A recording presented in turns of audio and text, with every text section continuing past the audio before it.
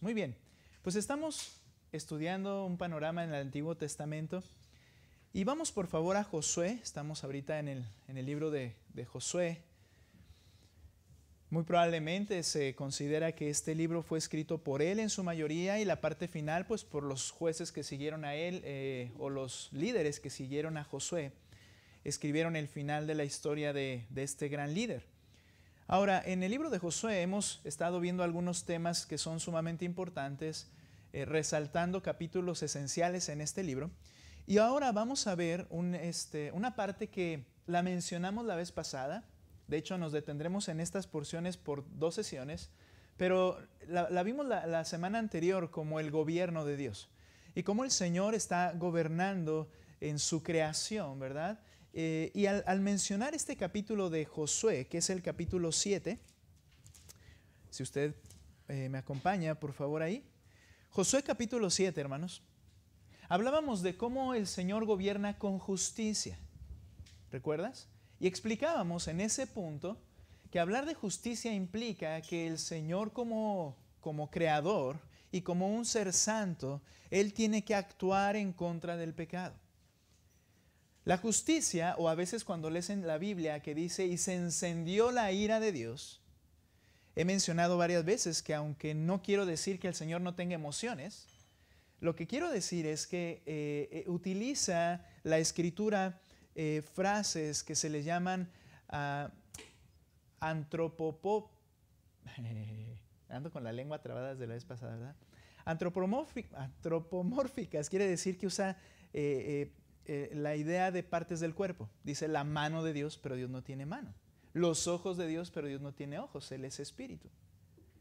Y también utiliza a veces los términos de emociones que nosotros identificamos, pero que no quiere decir realmente que el Señor está como nosotros lo hacemos. Y estas se le llaman Ya se me trabó. Ok, lo investigamos. Es que es antropopóticas, no. No, ese es de cuerpo. Bueno, ok, luego se los paso. Pero se refiere a emociones humanas expresadas en Dios.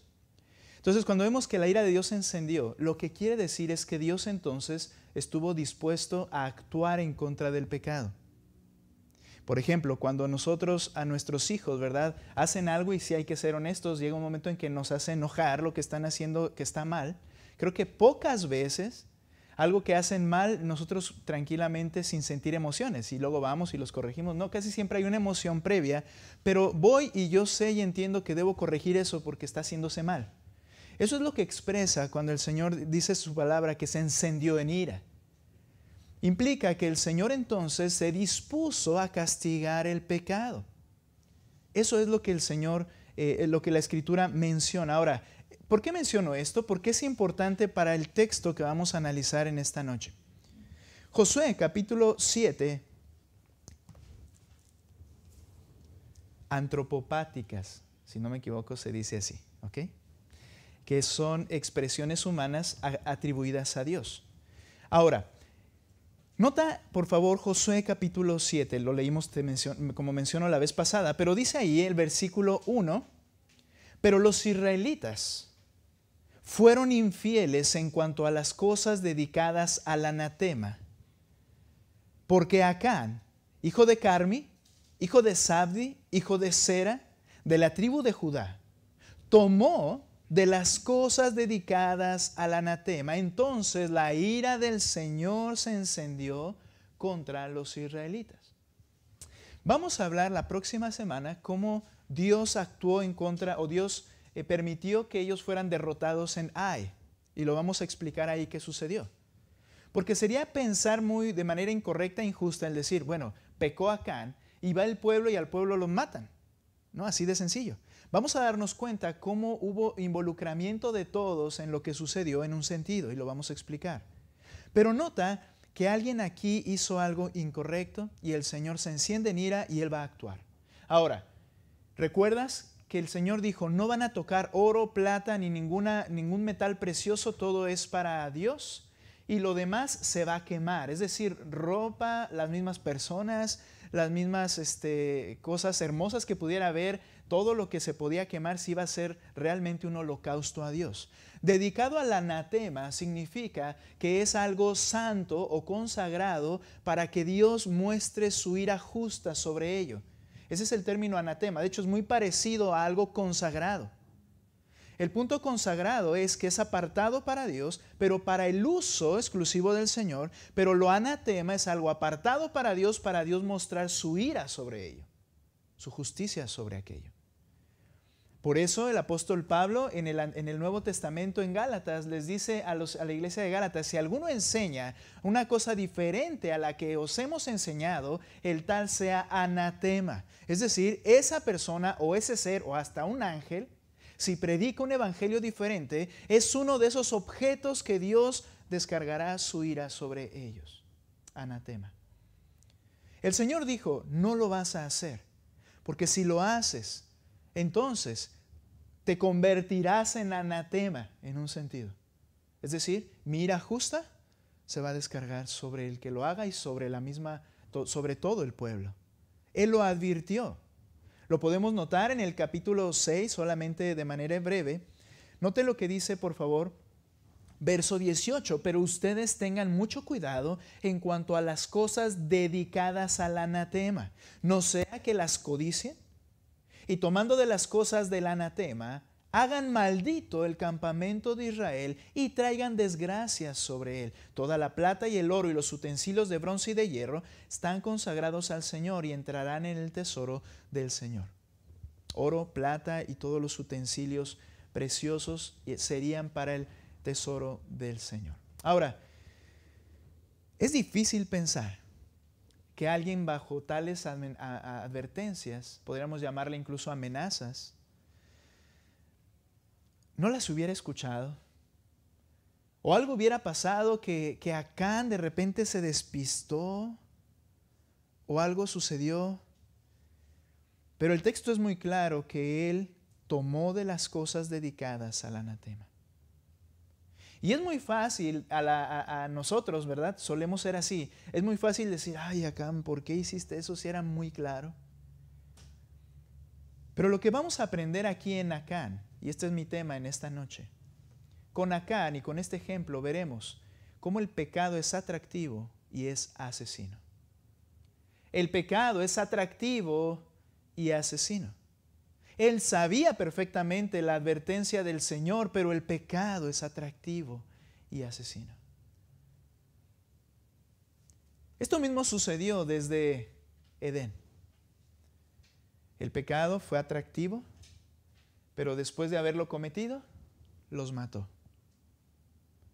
Recibieron la ira justa de Dios, que fue la muerte espiritual, física y eterna. El hombre la recibió.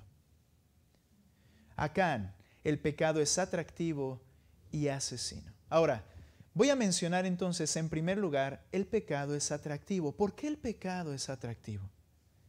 En primer lugar, nota por favor, cuando toman a Acán y lo comienzan a cuestionar, y más bien el Señor orquesta todo para que Acán quede evidenciado. Note por favor lo que dice el capítulo 7, verso 16. ¿Listos? Capítulo 7 y verso 16. Les voy a pedir ahora que me ayuden a leer. Hay muchas comas y palabras no muy usadas por nosotros, entonces tengan cuidado y leamos. Lean ustedes, por favor, del 16 al 19 ustedes. ¿Qué dice, hermanos? Josué, pues, levantándose de mañana, hizo acercar a Israel por sus tribus, y fue tomada la tribu de Judá, y haciendo acercar a la tribu de Judá, fue tomada la familia de los de Sera, y haciendo luego acercar a la familia de los de Sera por los varones, fue tomada Zabdi. Hizo acercar su casa por los varones, y fue tomado Acán, hijo de Zabdi, hijo de Sera, de la tribu de Judá. Entonces Josué dijo a Acán: hijo mío, da gloria a Jehová, el Dios de Israel, y dale alabanza, y declárame ahora lo que has hecho, no me lo juro. Ok, noten algo, hermanos. ¿Cómo es que llegaron a este punto? Bueno, Dios le dio indicaciones a Josué: junta al pueblo y santifícalo porque mañana va a haber este juicio.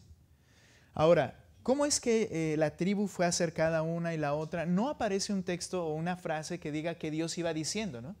Que Dios audiblemente, por medio de alguno de los sacerdotes, dijera: muy bien, tribu tal, y luego la tribu, y luego familia tal. No, sino que, ¿sabes? Una de las formas en que ellos buscaban siempre la voluntad del Señor era a través de la suerte. Ahora entendamos esto. Ya comprendimos que el gobierno de Dios es providencial. Es decir, que Dios sustenta, cuida, gobierna, dirige todo asunto de su creación para cumplir su plan. Entonces, los judíos entendían que al echar las suertes de la manera que ellos lo hicieran, Dios era el que iba guiando y conduciendo estas suertes para mostrar su voluntad. Es muy probable entonces que a través de Urim y Tumim o alguna forma física, ellos hacían y no, tú no, siguiente. Venía la siguiente familia, es decir, primero pasaron 12 tribus, sencillo. De las 12, una se queda. Se queda una tribu y pasan las familias. Y luego las familias se va echando suerte, probablemente así fue el método, ¿verdad? Hasta que tú te quedas. Y después de las familias, los varones, es decir, los patriarcas de esa familia, y se echan suertes y se queda el padre, ¿verdad?, de este Acán. Y después, ese padre tenía más familia, ¿verdad? Aunque sea se refiere a los títulos, ¿verdad?, de las familias, y pasan y hasta que fue encontrado Acán. Hermanos, ¿qué es lo que sucede?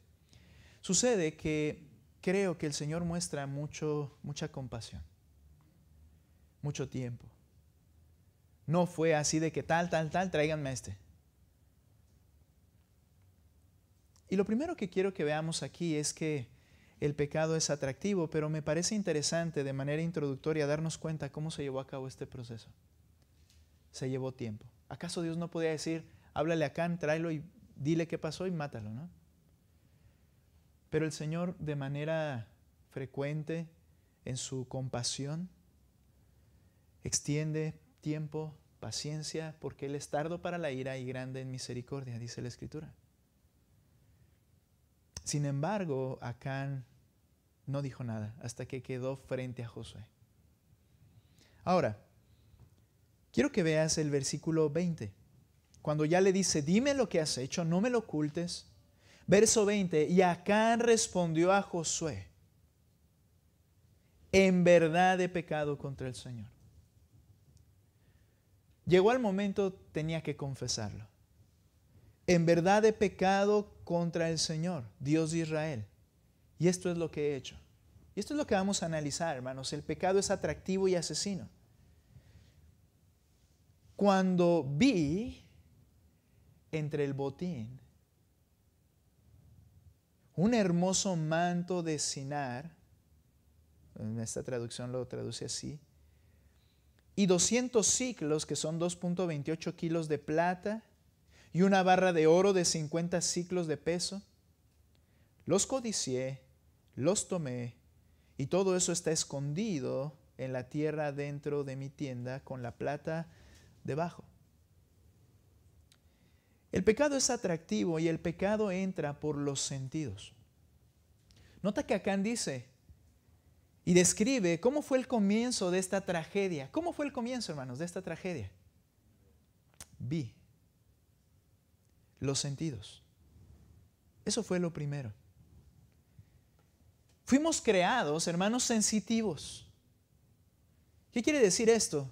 Que Dios nos creó para que por medio de los sentidos podamos conocer y disfrutar todo lo creado que nos rodea siempre, pero también para disfrutar siempre y cuando sea válido bajo las normas de Dios.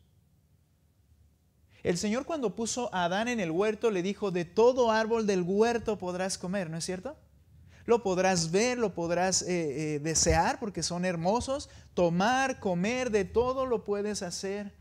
Las plantas te sirven para comer, vas a gobernar los animales, allí tienes tu esposa tienes tu esposo, y los sentidos, la sensibilidad, por decirlo así, es el medio y canal para disfrutar lo creado por el Señor.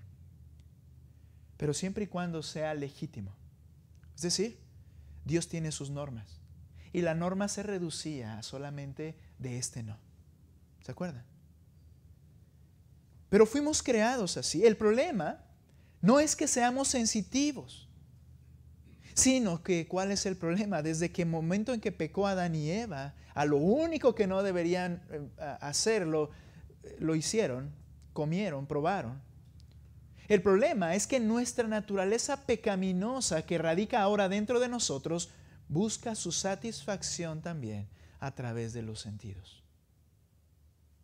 A través de la vista, a través del tacto, a través de los oídos. Y no hay en la Escritura una lista de estos son los únicos sentidos, son los que entendemos, ¿verdad? Que son el medio para conectarnos con lo creado.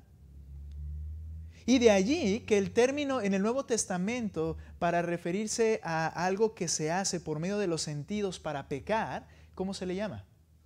Carne. ¿Por qué la carne? No quiere decir que esto sea pecaminoso, sino que habla de que es a través de los sentidos que el pecado interior hace y desea ser satisfecho. Y entonces se le llama la carne. Se refiere a la naturaleza pecaminosa que por medio de los sentidos busca complacerse. Es nuestra carne. Ahora, mal entendiendo esto, algunas personas, no con malas intenciones, cristianos de los primeros siglos, se convirtieron en ascetas. ¿Qué es el ascetismo?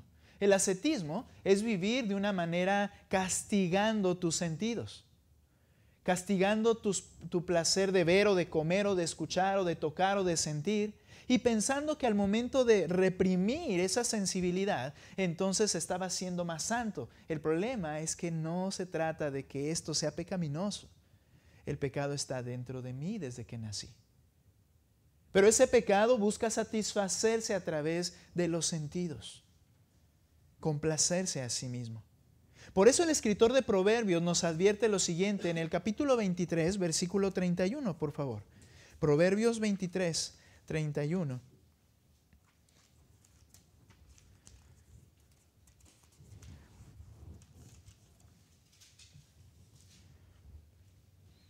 ¿Listos? ¿Me pueden ayudar a leerlo como lo tienen en sus Biblias? Proverbios 23, 31.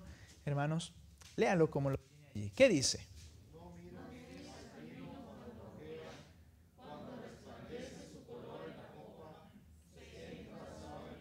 Y leo el 32, pero al final muerde como serpiente, pica como víbora. ¿Qué está diciendo aquí, hermanos? No mires al vino cuando rojea. ¿Cuál es el consejo de Proverbios? Ten cuidado con tus sentidos, porque es a través de eso que vas a alimentar tu pecaminosidad. Y una vez que abusas de eso, una vez que pruebas aquello, dice, aunque parece, se entra suavemente, al final trae sus consecuencias. Aquí está hablando de la embriaguez. Está hablando de la necedad de emborracharse. Dice, pero al principio todo comienza con ver. En un momento lo voy a mencionar, pero hermanos, el pecado está dentro de nosotros, pero debemos entender y tenemos que vigilar nuestros sentidos porque es el canal para alimentar esa parte de nuestras vidas. Es el canal para satisfacerla. Por eso recordamos a Job cuando dijo, he hecho pacto con mis ojos. ¿Cómo he de mirar a una virgen? Siendo él casado, teniendo sus hijos, sus hijas, él había hecho un pacto delante de Dios porque dice, porque en breve mi hacedor me destruiría. Él había sido acusado por sus amigos de ser un malvado y que por eso Dios lo había castigado. Pero él dice, incluso hice pacto con mis ojos, que yo no iba a cuidar de ver. Ahí está, cuidar los sentidos. Porque es el canal, el medio. El pecado es atractivo porque entra por los sentidos. El pecado está dentro de mí, pero quiero decir, se conecta y se atrae por medio de los sentidos. Y algo más. Cuando por medio de los sentidos lo que sucede es que cautiva el interior y se provocan fuertes deseos. Estos fuertes deseos se llama pasión. Dice el texto, cuando acá le están preguntando, regresa conmigo a Josué capítulo 7, Dice, esto es lo que yo he hecho, verso 21, cuando vi entre el botín un hermoso manto de Sinar. Nota lo que sucede con los sentidos. Evalúan las cosas como algo necesario, atractivo, decía alguien. Mira, el problema es este. El problema es que cuando ves algo, después viene el segundo paso. ¿Crees que lo necesitas? Y cuando crees que lo necesitas, lo tomas o lo exiges. Y cuando eso está ya dentro de ti, ya lo tienes bien abrazado, ese engaño de que eso que ves lo necesitas y ahora tiene que estar en ti, si no vas a ser infeliz. Entonces cuando Dios no te lo da, juzgas a Dios como injusto o como que no es bueno. Pero tú te engañaste a ti mismo pensando que eso lo necesitabas. Pero ¿cómo entró? Lo vi. Ahora, ¿qué sucede? Vienen unos fuertes deseos. Dice el texto, Acán respondió entonces, vi eso, ¿verdad? Hermoso manto de Sinar, 200 siclos de plata, una barra de oro de 50 siclos de peso. Y entonces, segundo paso, y por lo cual el pecado es atractivo, lo codicié. No solo lo vi, sino que ahora me parece que eso lo quiero. Lo necesito. Me hace falta. Codiciar. El Señor dijo que el problema no estaba en los sentidos, que el problema estaba en el corazón. Y ahí es donde se codicia algo. Ahora, quiero que veas, que te des cuenta de algo. Todo esto pasa desapercibido y por eso el pecado es tan peligroso. Porque nadie se da cuenta, o pienso que nadie se da cuenta. En alguna ocasión, no sé si les platiqué aquella anécdota, ¿verdad? De un lugar donde sembraban sandías. No sé si fue aquí en Julimes, ¿verdad? O por la región que sembraban sandías o en la presa. Pero era un ejemplo de unos americanos. Y que se detuvo el papá cristiano a la orilla del camino y estaban las sandías ya grandotas ahí, pues de esos campos enormes. Y entonces se bajó y le dijo a su hijo, hijo, tú te fijas para allá y yo me fijo para acá en la carretera. Si ves que viene un auto, me gritas. Y me regreso luego. Y entonces cuenta la anécdota que le dijo, ok, tú ves para allá, papá, y yo veo para acá, ¿y quién va a ver para allá? ¿Quién va a estar atento allá? A veces el otro día le decía a mi esposa, no sé qué fue el tema, pero lo que platicábamos, pero no, me fijé que nadie me viera. Y te fijaste para arriba. Porque por eso es atractivo, pensamos que pasa desapercibido. Y hasta este punto está pasando desapercibido a los demás. Ver, codiciar. Pero el Señor dijo, el problema es lo que está adentro. Marcos capítulo 7, 18 al 23, por favor. Marcos 7, 18.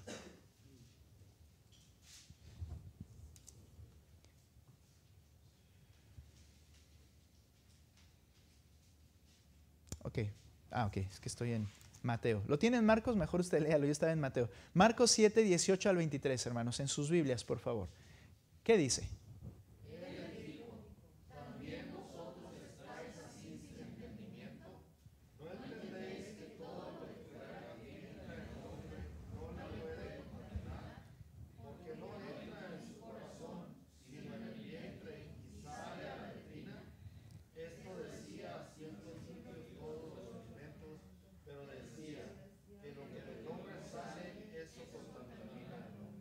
Porque de dentro del corazón de los hombres salen los malos pensamientos, los adulterios, las fornicaciones, los homicidios, los hurtos, las avaricias, las maldades, el engaño, la lascivia, la envidia, la maledicencia, la soberbia, la insensatez.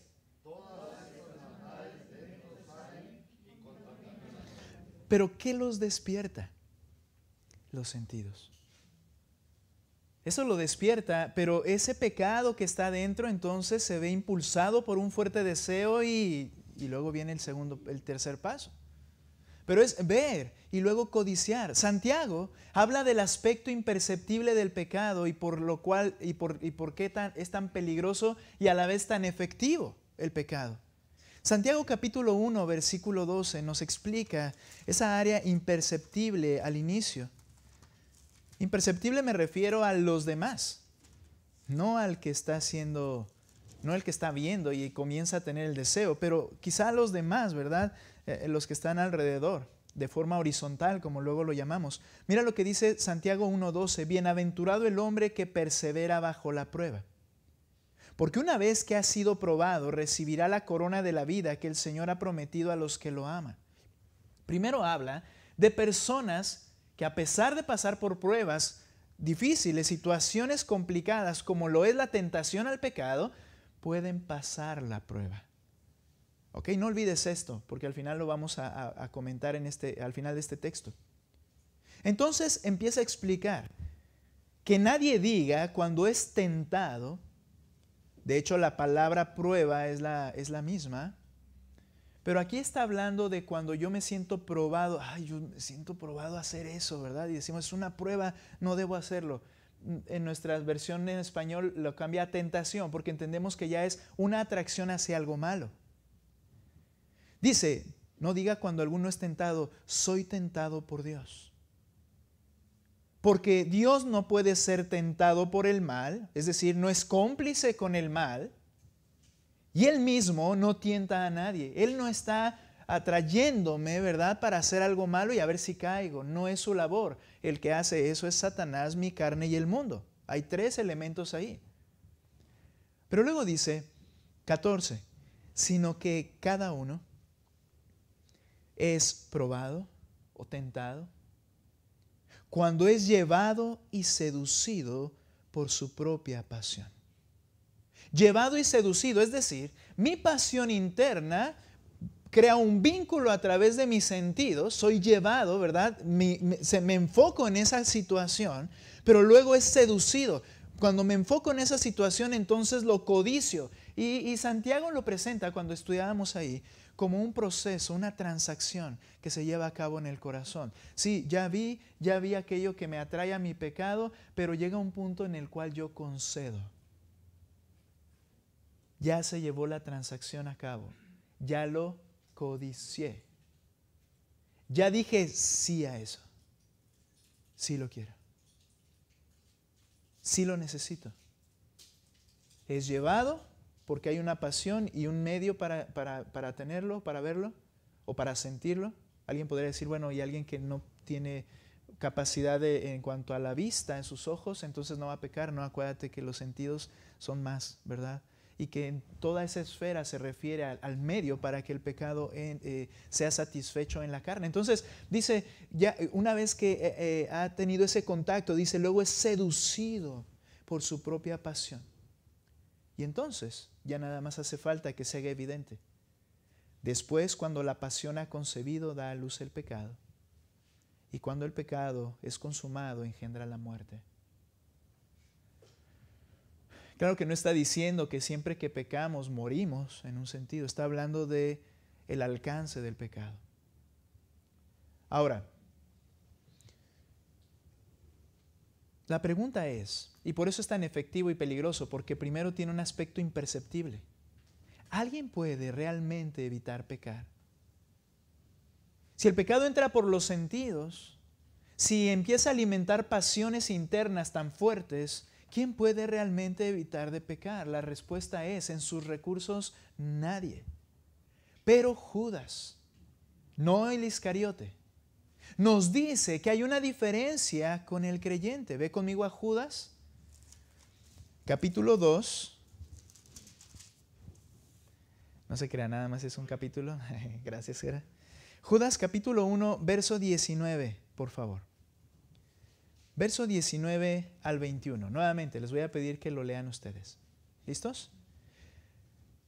19 al 21. Primero, lean el 19 fuerte, hermanos. Dice: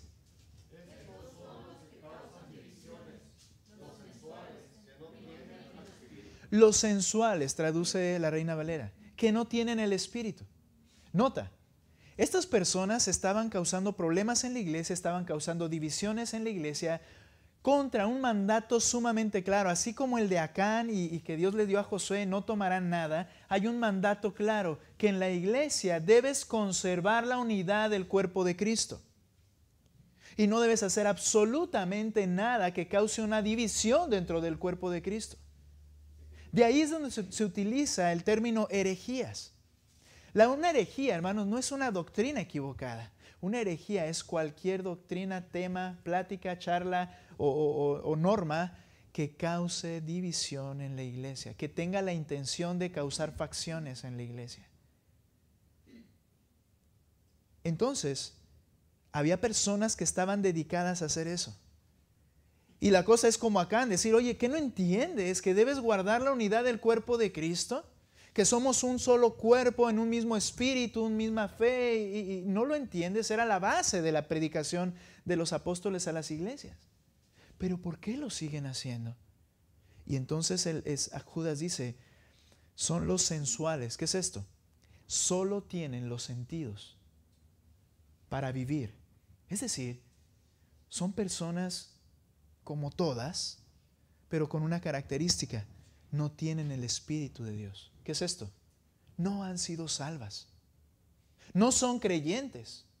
Por tanto, no tienen el Espíritu dentro de ellos. Por tanto, lo único que pueden hacer es conducirse de manera sensitiva y por tanto satisfacer siempre sus pasiones sin ningún tipo de freno, aunque lo intenten a veces. Esta es la gran diferencia, hermanos. Si tienes al Espíritu, sí podemos evitar pecar. Porque en mis recursos no puedo. Pero al tener el Espíritu que me ha dado todo el poder, que dice Hechos 1:8, recibirás poder, capacidad de hacer todo lo que sea necesario. Para eso nos fue dado el Espíritu Santo.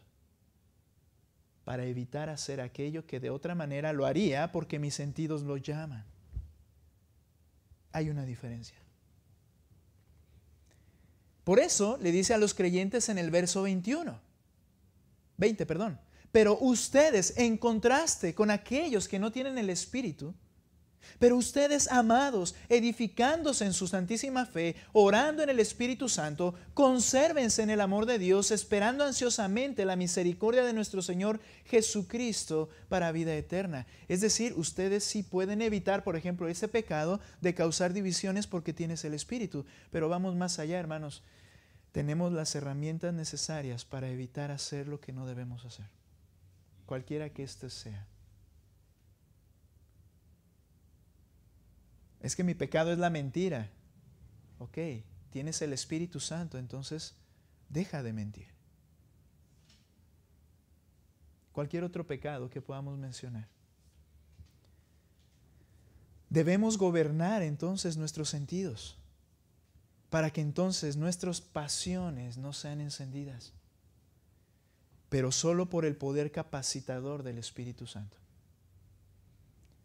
Ahora, una vez que yo vi, que yo codicié en mi corazón, entonces la voluntad es convencida y por tanto se ejecuta. El tercer paso en el pecado: primero, vi sentidos; segundo, codicié pasiones; tercero, actuar.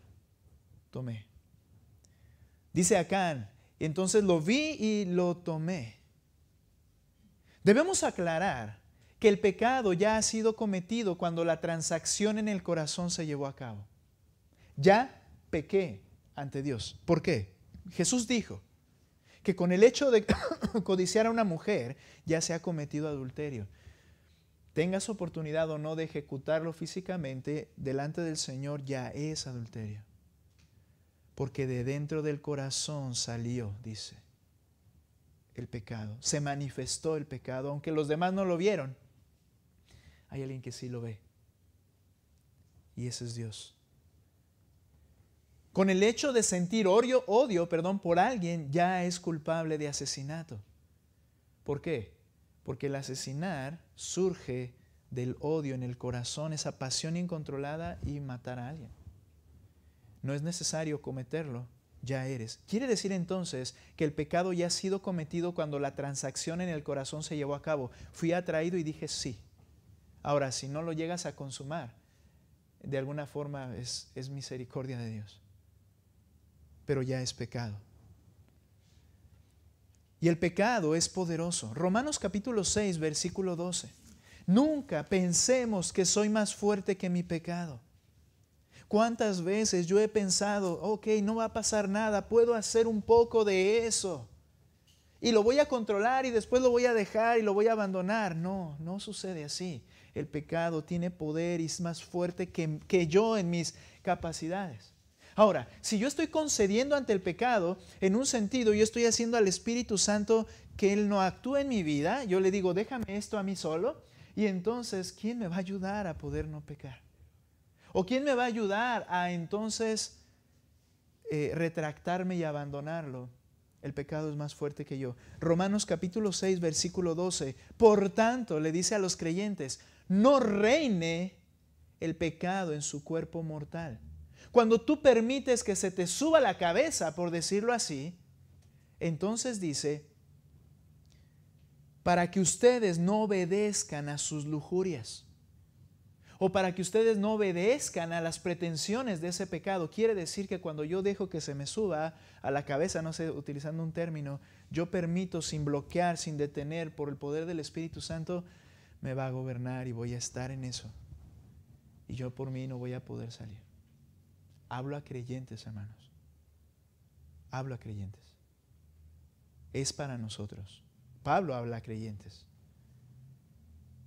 Entonces dice, ni presten los miembros de su cuerpo al pecado como instrumentos de iniquidad, sino preséntense ustedes mismos a Dios como vivos de entre los muertos y los miembros a Dios como instrumentos de justicia. Porque el pecado, nota, no tendrá dominio sobre ustedes, pues no están bajo la ley sino bajo la gracia. Lo explicaré en un momento. No está diciendo ya no tiene poder el pecado sobre ti, entonces ya no vas a pecar. No es lo que está diciendo. Está hablando de que el gobierno del pecado en mí, que me conducía hasta la muerte eterna, ha sido quitado. Porque ahora Cristo, al momento de creer, Él me gobierna y yo no moriré como el pecado tiene el gobierno sobre los pecadores.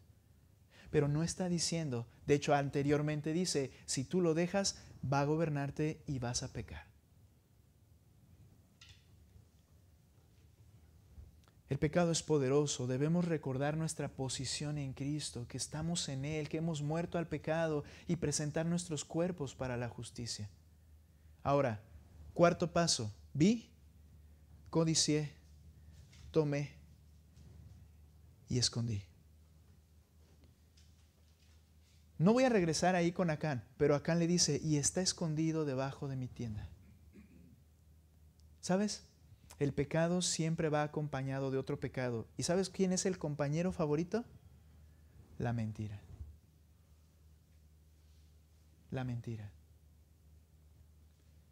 La mentira es esconder o disfrazar la verdad. Porque si digo la verdad, ¿qué tengo que decir? Mi pecado. Y entonces prefiero añadir otro pecado que me ayude a pensar que las cosas van a seguir ocultas, aunque ya lo cometí, y se llama mentira. Acán escondió esas cosas que había tomado y las puso debajo de su tienda. La mentira es esconder o disfrazar la verdad. Acán había sido un mentiroso todo el tiempo hasta el último momento en que dijo, en verdad he pecado. Ahí dejó de ser mentiroso.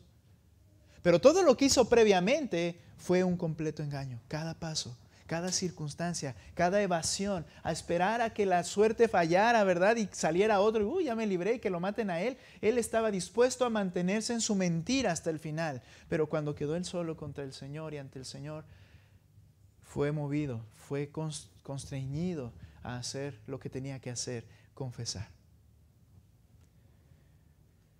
Satanás es el padre de mentira. Él siempre disfraza, él siempre esconde, él siempre regula la verdad y no la dice tal cual es, no la acepta tal cual es. Y el Señor dijo, él es mentiroso y padre de mentira. ¿Y te acuerdas? Él es un homicida desde el principio. Él nos mató por medio de su engaño a través del pecado.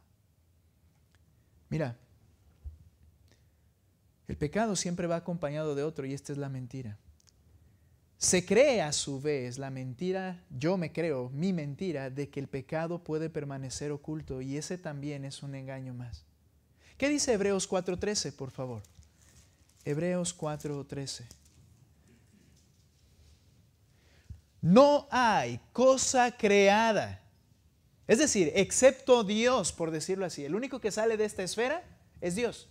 porque todo lo demás es creado. Y dice el texto entonces, pues no hay cosa creada oculta a su vista, sino que todas las cosas están al descubierto y desnudas ante los ojos de aquel a quien tenemos que dar cuenta. Es un engaño pensar que el pecado no va a hacerse evidente. Siempre se hará evidente el pecado. Ahora podríamos decir, bueno, yo puedo pasar 60 años ocultando algo y morir y nadie se dio cuenta. No te preocupes. En el día del juicio saldrá la luz y Él te llamará a cuentas por tu pecado. Es lo que dice este texto. No hay nada oculto. Y ante Él hemos de dar cuenta. Ahora, entiende esto. El que está escribiendo es un creyente. Y dice, hemos de dar cuenta. ¿Sabes? En el día del juicio para los perdidos, que es en el gran trono blanco, será conforme a sus obras. Se manifestarán sus pecados y serán castigados de acuerdo a la cantidad de pecados, todos en el infierno, en los grados del infierno que creo que hay. Pero los creyentes también.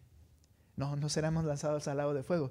Los creyentes, aquellas cosas que hayamos dejado ocultas en el día del tribunal de Cristo, hablaremos de esas cosas.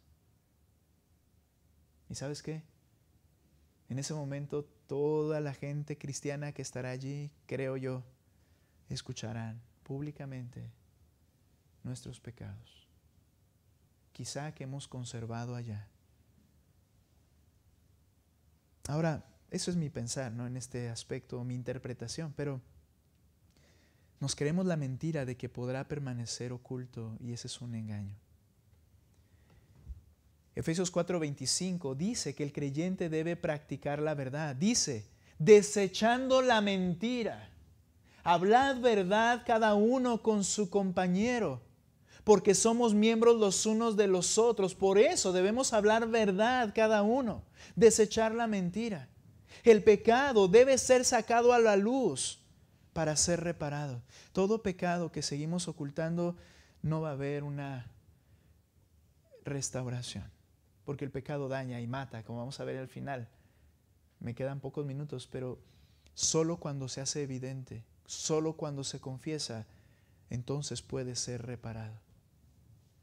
Ahora, tengo que decir esto, hermanos. Tú decides. Tú decides. O lo expones tú y yo y lo sacamos a la luz, o deja que Dios lo exponga. Pero va a salir. Va a salir. ¿Sabes? Dios lo expone o tú y yo lo confesamos. Yo sé que hay luchas en cada uno de nosotros, pecados, pero hasta que no lo digas a alguien de manera clara, estás ocultando. Y Dios lo tiene que sacar a la luz, porque Él quiere, como un buen padre, actuar. El Señor, y lo veremos la siguiente semana, el Señor no regresó al lado, por decirlo de esa forma, al lado del pueblo para socorrerlos, ayudarlos y darles victorias, hasta que el pecado no fue confesado y ejecutada la justicia que el Señor tenía para ello.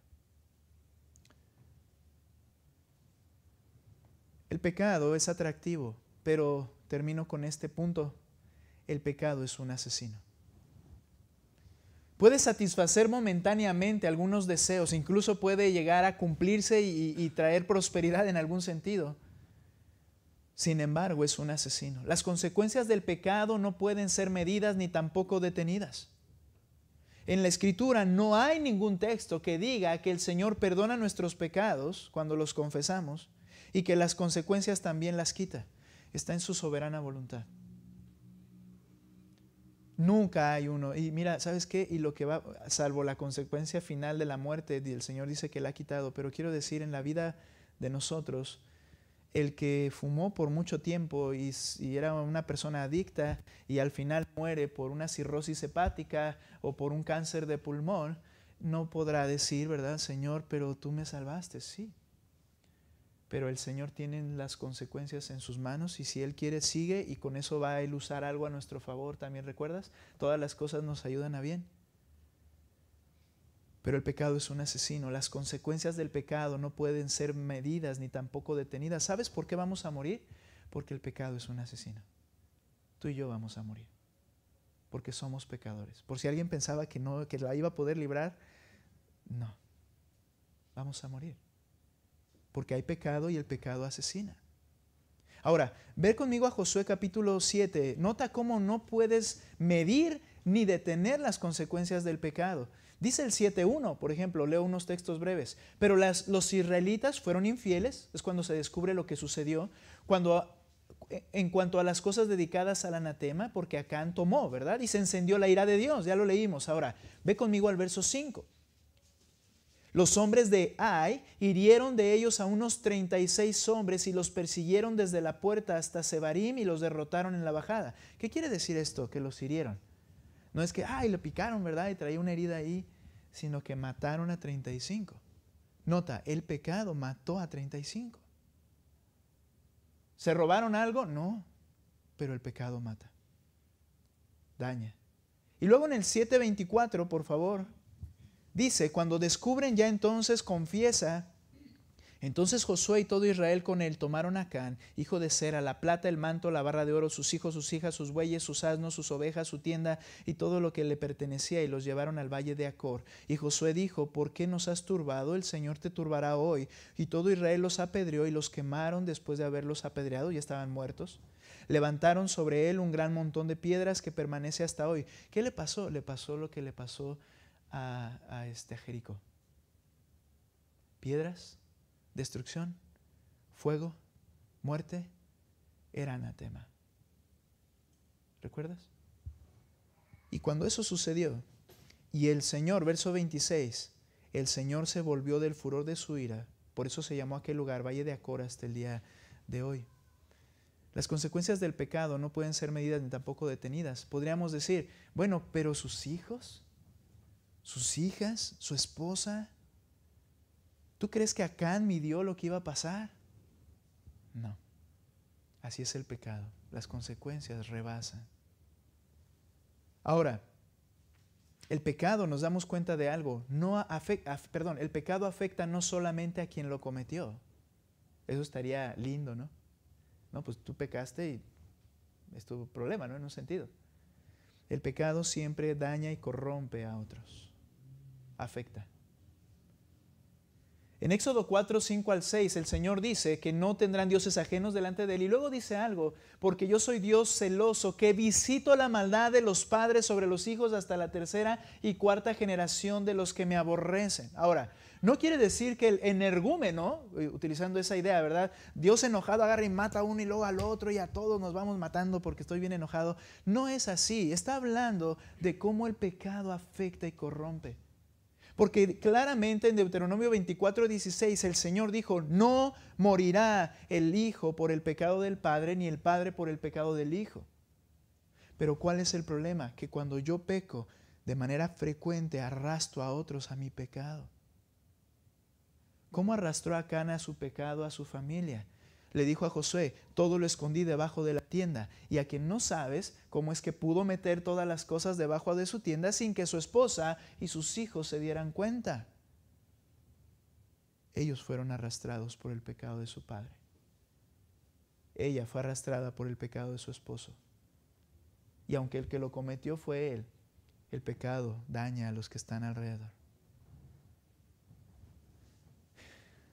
Por la gracia del Señor, el poder del pecado ya fue derrotado, el poder final del pecado fue derrotado por Cristo a favor de los creyentes. Pero su peligro y daño son inevitables en la tierra. Por eso dice en 1 de Juan 1:9, que si confesamos nuestros pecados, perdón, estoy diciendo otro texto. Dice el pasaje, 1 de Juan 1:9. Si confesamos nuestros pecados, Él es fiel y justo para perdonar nuestros pecados y limpiarnos de toda maldad. Capítulo 2, versículo 1. Dice la Escritura, porque Él es fiel y justo. Si confesamos nuestros pecados, Él los va a perdonar porque Él es fiel y justo. Sin embargo, habla de qué? Sácalo a la luz. Ponlo a la luz. Y entonces hay solución. Entonces Él perdona. Aunque las consecuencias dañen, el Señor perdona y arregla. El daño de los pecados es inevitable en la tierra. Hermanos, el pecado es atractivo y un asesino. Ahora, estoy hablando ajeno a los que estamos aquí. Todos los días tenemos la oportunidad de hacerlo. pero tenemos el Espíritu Santo. No pensemos que no va a pasar nada. No pensemos que no se va a dar cuenta nadie. Acuérdate que Él se da cuenta y acuérdate lo que ha dado a tu favor para que por medio del Espíritu luchemos contra nuestra naturaleza pecaminosa y contra el pecado. Vamos a orar. Señor, tú eres justo. Mi Dios, tú eres perfecto y bondadoso, pero nuestro pecado es un criminal, Señor. Ayúdanos, por favor, a entenderlo. Señor, mi pecado puede ser perdonado y mi vida puede ser restaurada cuando lo confieso. Pero ayúdanos porque nos creemos el engaño de que podemos ocultarlo o de que no queremos pasar por una vergüenza, llevando así, Señor, el pecado a otros límites y consecuencias cada vez mayores. Obra, por favor, en mi corazón. Ayúdame, mi Dios, para luchar contra mi naturaleza pecaminosa y dominarla. Te alabo por quien tú eres, Señor. Gracias por darnos tu Espíritu y el poder capacitador para poder luchar contra esto. Ayúdanos como iglesia, mi Dios, para conservarnos en la verdad, confesar nuestros pecados y buscar ayuda con nosotros mismos, Señor, compartiendo nuestras luchas. Padre, eso es necesario. Ayúdanos a darte honra y gloria, porque la confesión trae honra y gloria a tu nombre. Gracias, mi Señor, porque nos has perdonado y librado de la muerte eterna. Ayúdanos a luchar contra la muerte y daños del pecado en esta tierra, Señor. Gracias, en el nombre de Cristo Jesús. Amén.